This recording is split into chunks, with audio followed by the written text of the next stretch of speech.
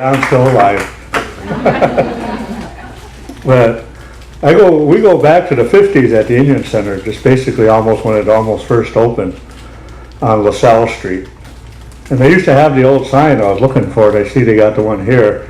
But the original one said 411 North LaSalle, and then had the old phone number, LA, LaSalle. And then they had the other one from Sheridan Road, 612 West Sheridan Road. And a lot of time when we came down, when we first came here, we were on that relocation, my mom back then. And we'd always go back and forth and disappear on and off and that. But you know, when we think about moving down here, and I never did want to leave Oneida anyway, but we had no choice. And so when you think of back then, Chicago in the 50s, we were living out on Congress. They didn't even have the expressway built back then. We were out there. And we ended up on West Madison. And then finally, we ended up in 57, I think it was, 58, we finally ended up over in Uptown area, Lakeview Uptown area. And the Indian Center had moved up to Sheridan Road on Broadway off of Clarendon there.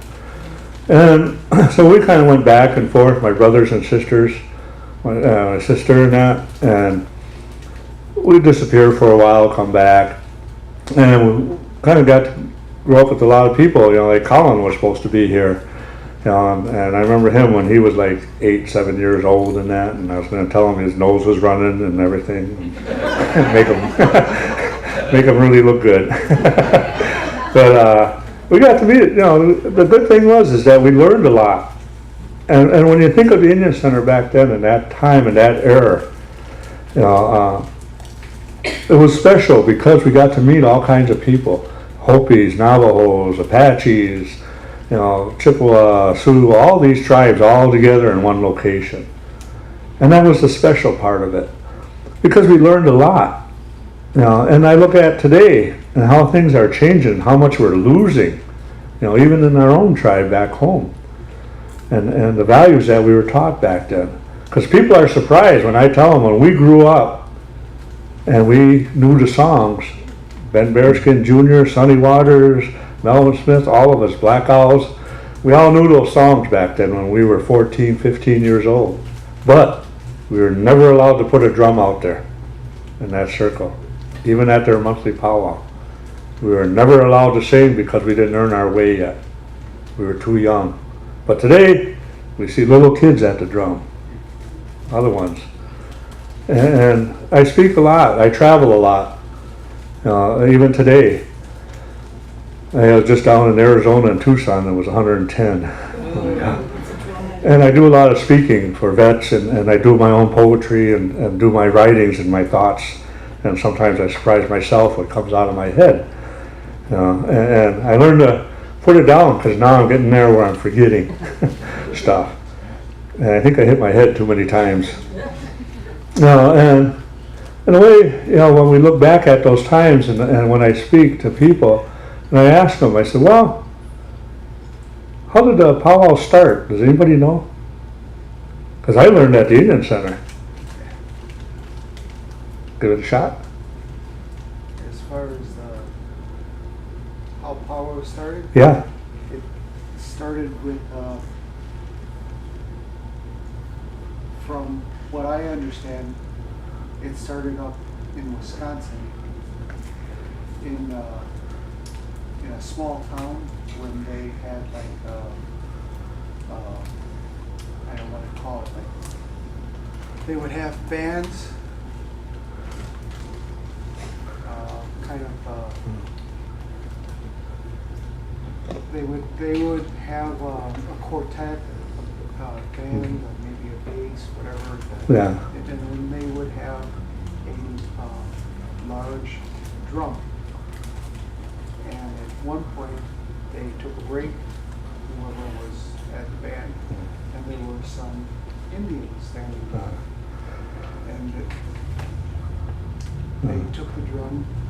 Okay, what we learned at the Indian Center among all these tribes is when you tell a story like this, or when you receive a feather, and they don't do this anymore. When you do those things, you name those people and who told you and and when and how. So when we were, I remember I was, 11, 10 years old. There was a guy, Leonard Hare. I don't know if anybody remembers him. Leonard Hare Jr., well, Christine does, yeah, she's been around. But his dad, Leonard Hare Sr., brought his dad down one time on Sheridan Road there. And we were sitting up there. And he was telling us about how that they got started. He was Yankton Sioux from Yankton, South Dakota, Lake Andes area. And he was telling us, he said, you know, the gatherings, he said, we didn't call them powwows, they called them gatherings. He said they started during the boarding school era, just before around that time, the late 1800s, early 1900s. He said when the tribes would go to school, he said, I'll use Flandreau was a good one because Flandreau was in the school back then, and everybody knew it. And he said when he was a kid, they would load up the kids in the wagon, and they would take them, no matter how far they came, to Flandreau. But they always left early, so they would have time to rest up and everything like that. So he said in the meantime, while they did, what did they do? They pulled out their drum, started singing. He said pretty soon you could hear somebody in the distance singing way over here, somebody way over there, somebody over there. He said that next time, he said they came, they could hear them again, only closer. And this time they started taking turns, and they could hear them in the distance. And he said after a while, they were all coming in close together, and they all ended up getting together and sitting in that circle. He said, and taking turns singing songs. He said that was during the boarding school era, and that's how they got together. They didn't call them powwows. He said they were gatherings every year. Everybody looked forward, and they would trade off their songs and their different dances between the Ho-Chunk, the Winnebago, the Chippewa, the Lakota, the Nakota, and the Lakota, and them. He said they were all different. The Omaha and the Kiowa. He said they would all change and do their songs in different ways. And that's what he was teaching us. And that's what I said was special. Because we got to learn those things from them at that time, from different ones, from the Navajo and the Hopi and all them. And like the Hopi said, we didn't know until he explained. And I remembered when I did Lori Paestewa, and I met her family and that. And years later down the road, they came up to Menominee and they honored them. And I was speaking for them because I've been there seeing that powwow for the last 20 years. And the Veterans Powwow. And they were explaining, and he said, you know, when you were talking about Lori, it started kind of raining and snowing. He said, in the Hopi way, that's her coming to wash everything away and that. And that was something that we learned. That was neat, because I remember that from years before, but I kind of forgot until he brought it up again. Because there was Ernest Nakpioma. I remember back then, and he used to be around a lot. There was a lot of guys we knew back then. Danny Miner, I know Christine probably knows a lot of them. Danny Miner, Rex Kiana. Yeah. Oh, by the way, Sam Kiana is my brother-in-law. So, and my mom was Alberta Oshoge King, and that. And so when she left here, she was like, I ain't never leaving Chicago. Yeah, okay. Finally, I got her up there. Oh, my aunt. I was taking care of my aunt, and I kind of told her, well, you got to come up and take care of your sister now for a while. Well, then you move me back when I'm done. Yeah. Well, she never left. She stayed until last year when she passed. And then this year, we finally had her put her final ceremony to rest, because that's what we did. She always said, when you go back home, you go back to our ways. And that's what I did. And growing up there in the Indian Center, like you said, back then, it was special, I felt. Because we never lost our ways. We always remembered. And going on Sheridan Road there, and moving from there to Wilson Avenue. And that was a big thing. Because we protected a lot around Sheridan Road and Wilson Avenue. Because I remember when we moved over to Wilson Avenue, that one night these guys came up. I don't know how many there was, about 8 or 9 of them. They started busting the windows out of the Indian Center with bats. Well, we went to find out who it was and pay back. Guess what? They were all the cops' sons from the 19th precinct. Oh. So you know where that went. And, you know, we used to have teen dances there all the time. We had a lot of activities back then. We had bands come in and play in that. And we did allow some kids outside to come in to enjoy, not to destroy, but to enjoy. But at that time, we did a lot of defending ourselves, we could say. Because there wasn't that many tribal people in them areas and that, even in school, you know. And I told Karen, first time I seen her in what, 30 years? Well, 30 years, first time I seen her. Didn't even recognize her. So I told her, maybe we should tell a story about her. I gotta get home. But, you know, back then, you know, we did a lot, and we learned a lot within that Indian Center on things that go, and the way that things are today. And back then, girls didn't sit at the drum and sing. They weren't allowed to. And back then, we only knew of one girl drum, and that was in Montana. No, they were from Canada.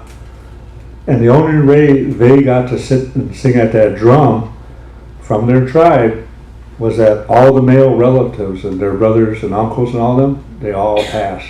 There wasn't one alive, and there was just a woman to carry on, so that's why they were allowed to sing. They were the only ones at that time.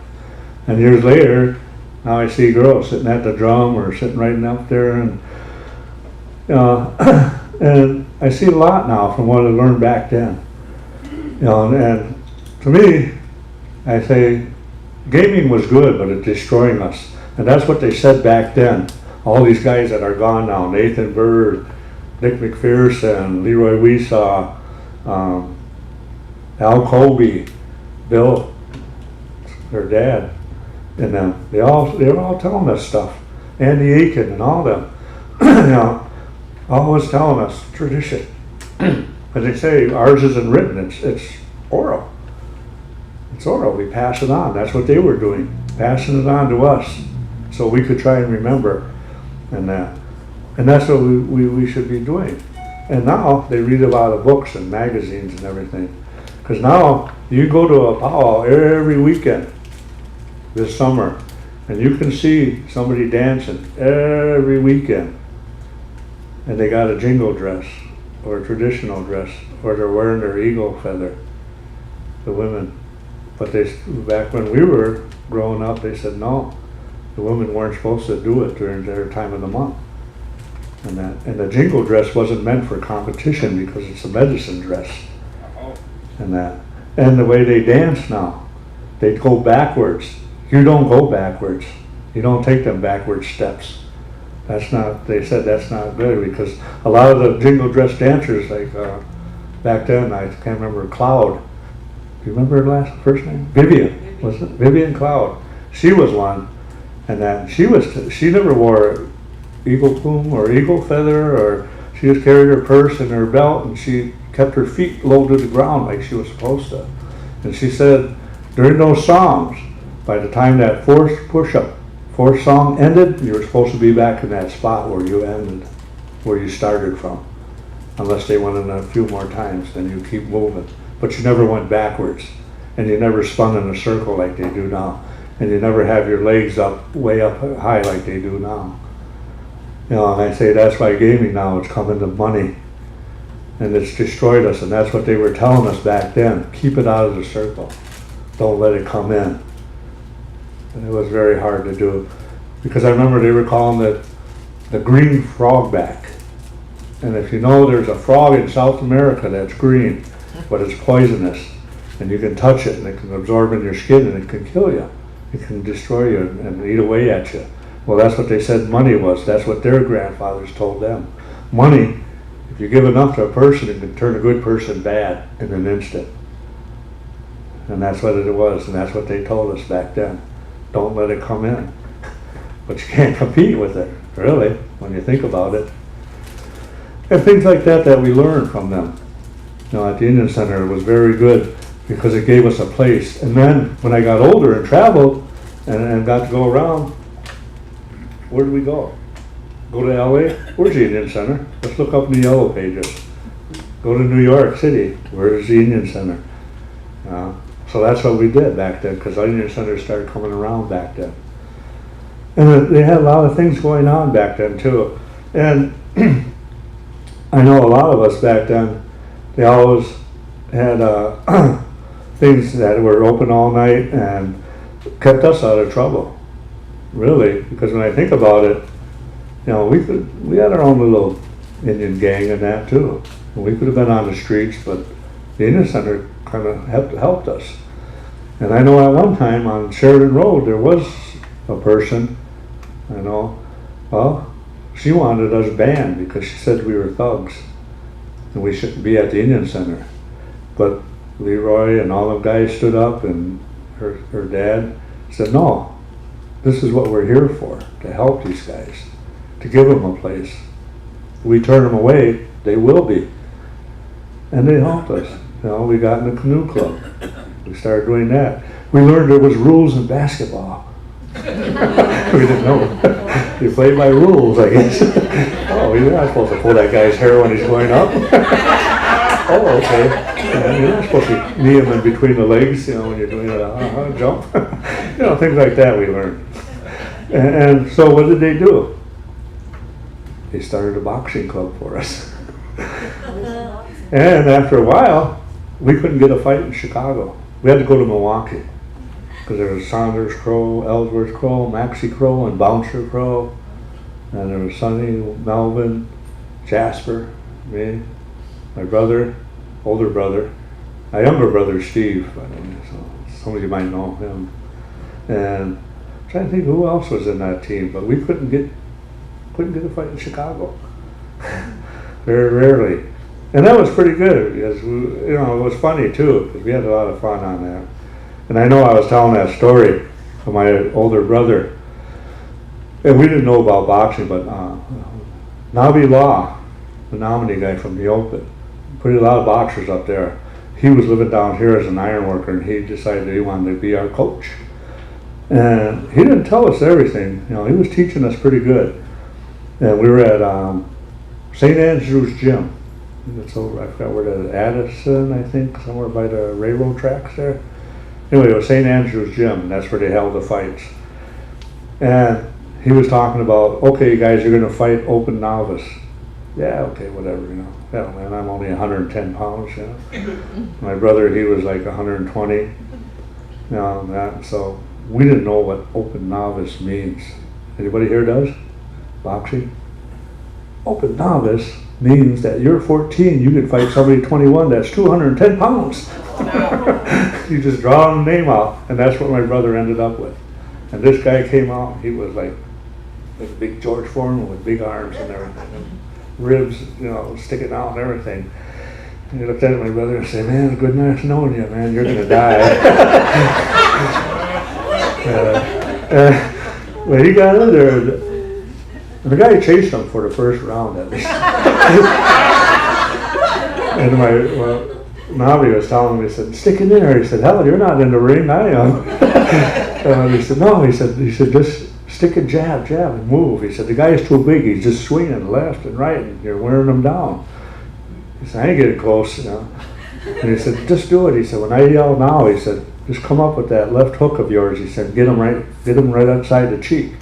Well, it happened. My brother swung the second round halfway through. Swung, and just as he swung, that crowd was all quiet. And he hit the guy, not in the side, he hit him right in the nose. Oh. And the guy stood there and he went, ow! That's what everybody did too, and he busted on him. But he hit him hard enough where he couldn't see it. He started watering his eyes. And Navi was saying, hit him. Well, he turned out he won. But that was one of the good things, fun that we had with the Indian Center. You know, a lot of that. We used to have canoe races across Lake Michigan. That was a long haul, because there was Leroy Jr. and a bunch of us. I think there was Mike Thompson, Dan Thompson, and all those guys, and John Fastwolf and Steve Fastwolf. And we all got so excited we jumped in the canoe and took off from over in Michigan to come across. And we got halfway there across, and we see these big boats coming through and everything. And we're like, oh man, well, I'm hungry, where's the food? What food? But it lasted maybe not even a year. And it wasn't because we were bad. It was because all the other scouts, and when we go to those jamborees, said it isn't fair because we were Indians and we knew how to do everything. But they didn't see that lighter fluid in our jacket when we had to start a fire. They just got all smarting up. And they actually had to fold because we were boxing too much with them. In other words, we were fighting and beating them up too much, so they said, okay, you guys can't come no more. And so that's ended our Boy Scout days. And so there was a lot of that going on back then, but they taught us, the old guys taught us how to get over it and move on and stay the way we are, stay proud. And that, because every year, every time when we got older then, they always had a gathering or a powwow. And one of the guys started, I remember George Greendeer went in first, and they had a powwow and honoring for him like they always do, and then down the line. Well, I thought about it. I didn't say nothing. I took off. I didn't tell my mom. I didn't tell anybody. In fact, I know I went out that night to War Bonnet, and there was a big fight, and I got hit with a chair. And I thought I had to leave that Friday. Well, that Thursday morning I was supposed to report at 4 a.m. I just got home. And I remember leaving, and I seen my younger, Steve, coming down the street, and I just gave him my money and said, see you later, and left. And the only time my mom knew I was in the service when she got the picture of me with the uniform on and that, from when they take that. And they always said, well, you were supposed to ride home. I said, yeah, I did. But I put my address and then put that in an envelope, so when the guy went home, I said, here, mail this back to me for her. So that's how I got away with it all those years. And so the reason I did that, I think, is because I didn't want to, I know how bad, I didn't know if I'd make it, because I was the smallest, skinniest guy in the whole group. And there was guys that did go and end up didn't making it. And they had that honoring dinner and the powwow and all this stuff and talked about all this. And I just said, nah, if I fail, nobody's gonna know. If I didn't make it, no problem. I come home and feel good, I guess. But if I had a powwow and honoring and I didn't make it, I don't know if I could have showed my face around it yet. So I just left. I didn't tell nobody. I didn't come home for 2.5 years first. I came back for, I think it was like 4 days. I couldn't take it, so I went back and volunteered for Vietnam again, where I felt safe. And I didn't come back until I got out finally in 1975. And then I didn't come home right away, that's right. I didn't come back until 4 months later, I think it was. And I stopped in for 3 days and I left again and started bumming the country. And that's about the time I left Chicago. So a lot of times people think that I know everybody here, and I tell them, no, you forget I left in 1971, 71, around in there, and I didn't come back. Ooh, things changed though in those years, so I said I didn't really know. I know a lot of the older ones, but not the new people that start coming around. And that, and I'd come down every now and then to see my mom or my sister and Sam and them, and then I'd leave, and I ended up living in Minnesota, and then from there, that's where I went back home finally after leaving IBM and working there. And now, like I say, now I get to travel. I do my writings, my thoughts, and things like that, and I do a lot of veterans things because I'm also the co-chair of the National Congress of American Indians Veterans Committee. And I pick on the Marines a lot. Any Marines here? Good. And I always tell them, I said, well, the Navy always says Marine stands for Marines always ride in Navy equipment. Right? I said, nah. I found the true meaning of what a Marine means. It means muscles are required, intelligence not essential.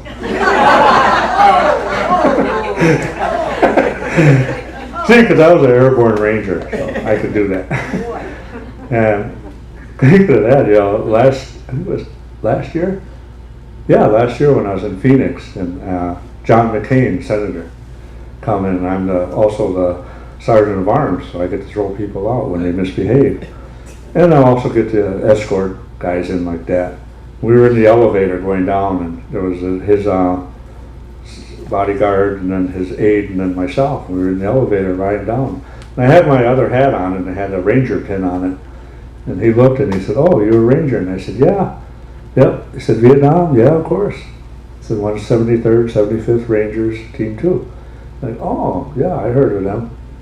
I said, "Good." I said, "Because I'm here to protect so you don't get captured again." Yeah, he busted out laughing. He told the other guys only another veteran can talk to him that way. But that's what I do, sometimes I'm surprised what comes out, just as much as you are. Sometimes I do a lot of writing, and this is it. And now I got to write because sometimes I'll forget memory in that now. Like I say, I've been in a bad motorcycle accident, a car accident, been shot down 3 times, and somehow I kept banging my head, like a cat. Just boom, he lands on his feet. Well, I always hit my head, no matter what. So I do that speaking to other veterans too, and I start from the beginning and go through my life, because my older brother said, "Use you. Who's going to argue with you?" He said, "Nobody can argue with you because it's your life." So that's what I do a lot, and travel, and then do poetry. Well, I don't call it poetry, but I don't know if anybody remembers, what's the heck's that guy's name now? Fond du Lac Follies? Jim Northrup. Yeah. Yeah, that's how I met him, because I was telling Marine jokes once. And he was a Marine. And we got to talk, and that's what he did for a living, I guess. He was teaching me how to do that. And we used to always say it was our brains taking a shit. We were dumping everything, writing down, and he taught me how to write stuff down in that. And so that's what I was doing all these years, just put it down and then change it, and come down to short things and short subjects. And I used a lot of things back from the past too, from the Indian Center, what I learned there, and a lot of the people, a lot of the teachings, and I feel it was special, especially, being in an urban area. And for those that come from other areas and that, it's a place where they can come and they can say, "Hey, this is where I belong to, and I can't forget where I come from." Because we know that, sometimes a lot of them do. But it's a place where you could come and feel welcome and know that there's others there, and share those stories and everything and learn from others. When I was down in Arizona last week and I was speaking at a conference, and I told him, I said, I know a lot of people down here and I see a lot of them here. So would all my Pueblo friends please stand up? Would you please stand up? Oh, they are standing. I'll do things like that. And here's a good one for Dave anyway. Because my nephew, Gus Dalton, he's half Navajo too. So I always pick on him. I'd say, you know what Navajos do during the day? They'll go by and say, greet each other, yatta hey. I said, what do they do in the evening? Hit the hay. And there's some other ones I don't think I should tell them. So, but like I say, that learning those things and doing a lot there at the Indian Center gives us that opportunity. And I think in an urban setting especially, where they can come and they know they belong. 'Cause there was a lot of people that we had at the Indian Center growing up. Holy Whiteman.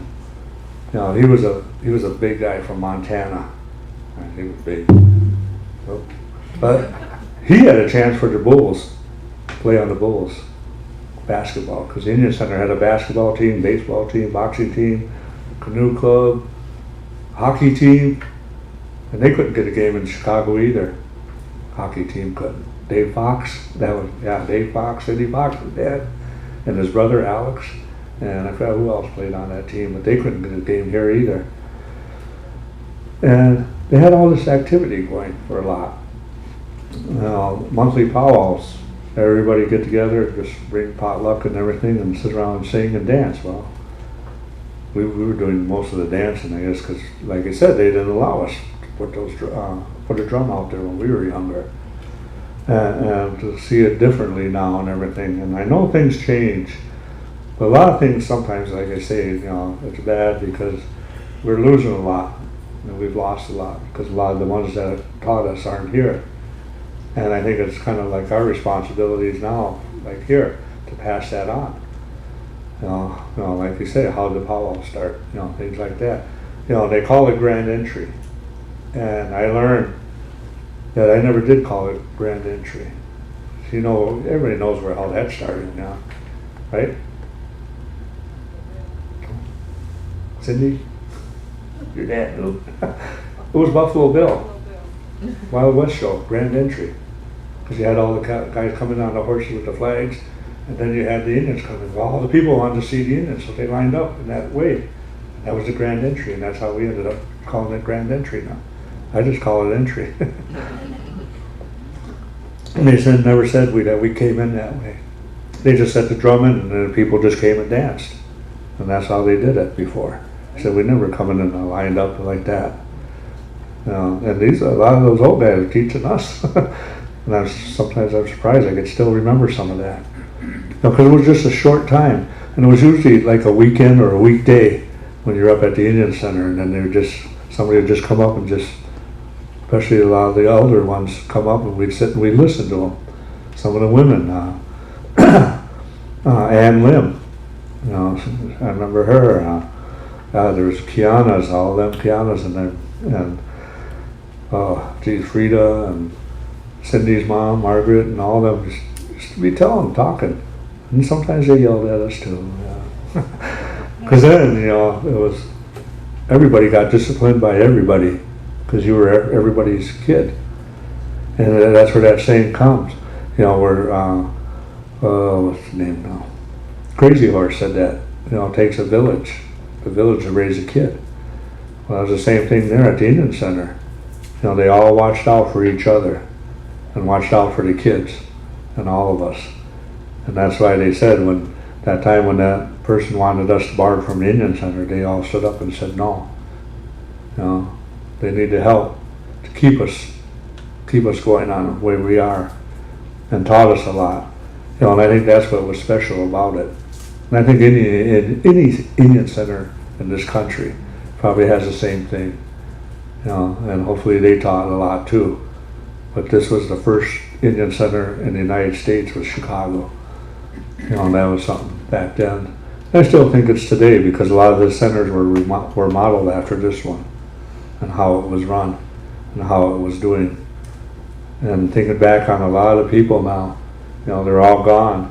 A lot of them are gone. A lot of the guys I knew, they're gone. Karen and I were just mentioning people. Like, she just asked me, what about the Black Hall boys? There's only one left. So, it's special, but then again, I got to keep it going. And like you said, you got to remember those names, who they are, who they were, and everything. And they were here at one time or another.